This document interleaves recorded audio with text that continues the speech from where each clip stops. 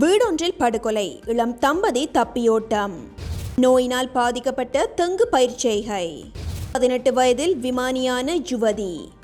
பிரபல அரிசி வியாபாரி நாட்டை விட்டு வெளியேற்றம். வீடொன்றில் படுகொலை, இளம் தம்பதி தப்பியோட்டம்.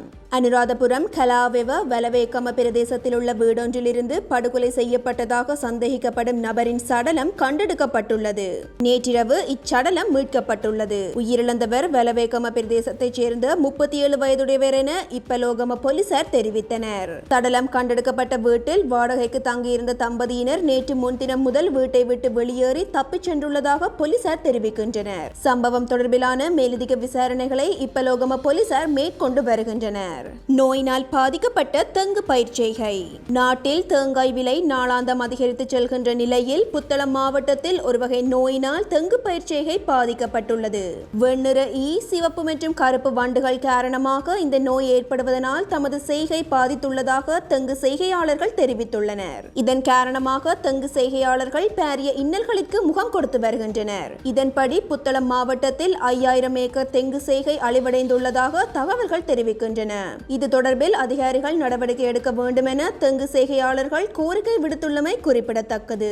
18 வயதில் விமானியான யுவதி. இந்தியாவின் கர்நாடகாவில் 18 வயதைச் சேர்ந்த சமீரா என்னும் யுவதி விமானியாக வரலாற்று சாதனை படைத்துள்ளார். கர்நாடகாவைச் சேர்ந்த 18 வயது சமீரா இந்தியாவின் இளம் விமானியாக வரலாற்றில் தனது பெயரை பதித்துள்ளார். அனைத்து கடுமையான தேர்வுகளிலும் வெற்றி பெற்று தனது வணிக விமான உரிமம் ஈட்டி விமான போக்குவரத்து துறையில் ஒரு குறிப்பிடத்தக்க மைல்கல்லை அவர் அடைந்துள்ளார். சமீராவின் பயணம் அவருடைய ஒப்பற்ற அர்ப்பணிப்பு, கடின உழைப்பு, போட்டி நிறைந்த துறையில் சிறந்து விளங்குவதற்கான உறுதிக்கு சான்றாகும்.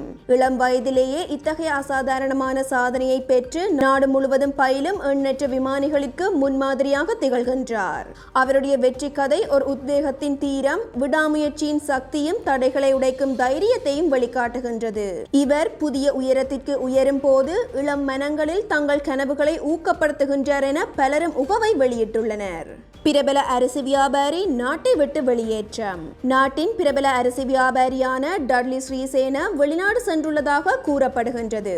இலங்கையில் ஏற்பட்டுள்ள அரிசி நெருக்கடி தொடர்பில் ஜனாதிபதி அனுரகுமார திசநாயக்கவுடனான கலந்துரையாடலில் கலந்து கொண்ட மறுதினம் அவர் தனிப்பட்ட விஜயம் ஒன்றை மேற்கொண்டு வெளிநாடு சென்றுள்ளார். இதேவேளை பொலன்னறுவையில் உள்ள அரளிய உள்ளிட்ட அரிசி ஆலைகளை நுகர்வோர் அதிகார சபை அதிகாரிகள் கண்காணிக்க ஆரம்பித்துள்ளதுடன் அதிகார சபையின் 2 அதிகாரிகள் அங்கு நிலை கொண்டுள்ளனர். அதேவேளை ஜனாதிபதியுடனான கலந்துரையாடலின் போது உயர்த்தப்பட்ட புதிய கட்டுப்பாட்டு விலையில் அரிசியை வழங்குவதற்கு அனைத்து ஆலை உரிமையாளர்களும் இணக்கம் தெரிவித்தனர். அதேவேளை நாட்டில் நிலவும் அரிசி தட்டுப்பாடை உடனடியாக நிவர்த்திக்க நடவடிக்கை எடுக்குமாறு ஜனாதிபதி அனுரகுமார திசநாயக்க அரிசி வர்த்தகர்களுக்கு ஆலோசனை வழங்கியுள்ளார். சந்தையில் அதிகரித்துள்ள அரிசி தட்டுப்பாட்டிற்கான தீர்வு தொடர்பில் ஜனாதிபதி செயலகத்தில் இடம்பெற்ற விசேட சந்திப்பில் அவர் இந்த ஆலோசனையை வழங்கியுள்ளார். அரசாங்கத்தின் தீர்மானத்திற்கு இணங்க முடியாவிடின் அதற்கு எதிராக கடும் நடவடிக்கை எடுக்க நேரிடும் என்றும் ஜனாதிபதி எச்சரித்துள்ளார். சந்தையில் நிலவும் அரிசி தட்டுப்பாட்டிற்கு தீர்வு காண்பதற்காக ஜனாதிபதி அனுரகுமார திசநாயக்க 2 தடவைகள் அரிசி ஆலை உரிமையாளர்களை சந்தித்து கலந்துரையாடியிருந்தார்.